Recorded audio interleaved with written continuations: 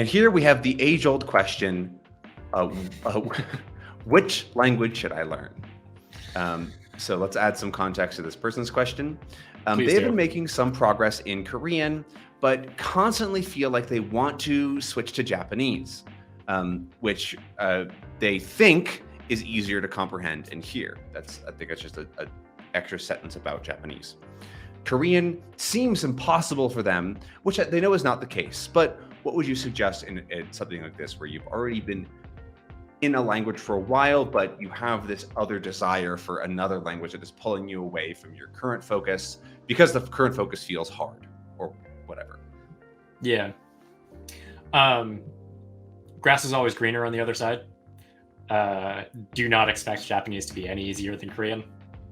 It is not. There's always, especially in modern day society, we kind of get like bored with things very quickly. We have very short attention spans. And this is sort of a product of our upbringings now, especially with access to very fast entertainment. And so one of the things we always have to be fighting against is that pull, that urge to go do something else, or what you might call shiny object syndrome, where you see something new that's exciting, that gets you motivated and gets you excited, and it pulls you away from the thing that's your actual long-term goal, which after you've been doing it for a bit kind of loses its luster, kind of becomes boring, it becomes normal. So there's always this pull away from the thing that's actually important to you. That being said, sometimes if you've been at something for a while and you're kind of lost your desire for it, sometimes switching to another language or another task or another hobby for a little bit will actually sort of recharge you on the original thing.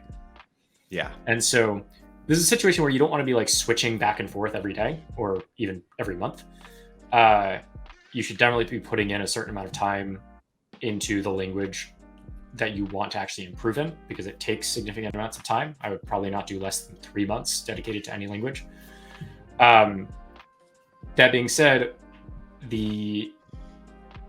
I'm not going to tell you to never try out another language until you're like super, super duper good at Korean.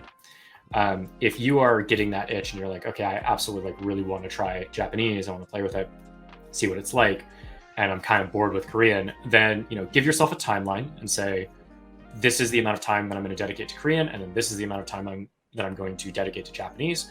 Just be very deliberate about what you choose to do, and don't jump between them on a whim. One of the things that I often tell clients is that it is okay to get bored and change things. It's okay to get bored with a TV show and change to a different one, or a book and change to a different one. But you want to make those choices intentionally and deliberately. You don't want to do it just because it's a new shiny thing. So if you want to go try out Japanese, go do it. Just be very intentional about what you're doing. Say, I'm doing this because I want to give it a try and see how it is. And I'm, putting Korean on pause, and I'm going to do it for this specific amount of time, and be intentional about your decision making. I think that's the biggest thing, is don't just go on a whim. Make a decision, maybe give it a couple days to marinate, and then follow through on a decision, and then reevaluate that decision later. It's also totally fine to realize, oh, actually, I should go back. I'm having more fun with Korean because I understand more, or whatever it might be.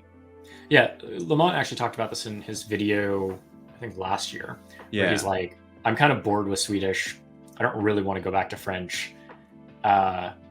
And so I'm going to try doing like a different language every month for the next 6 months. And he said it was great. Yeah, he had a great time with it, because he had like a specific timeline that he was working with. He knew which languages he wanted to try out. He knew that he wasn't going to like achieve a super high level with it. He was just dabbling. It was done on purpose. It was done intentionally. And it revitalized his feelings about language learning. He got excited about learning Spanish through that process. So sometimes dabbling, sometimes exploring and having fun with things is the solution to a lack of passion or a sense of burnout with a language. Totally.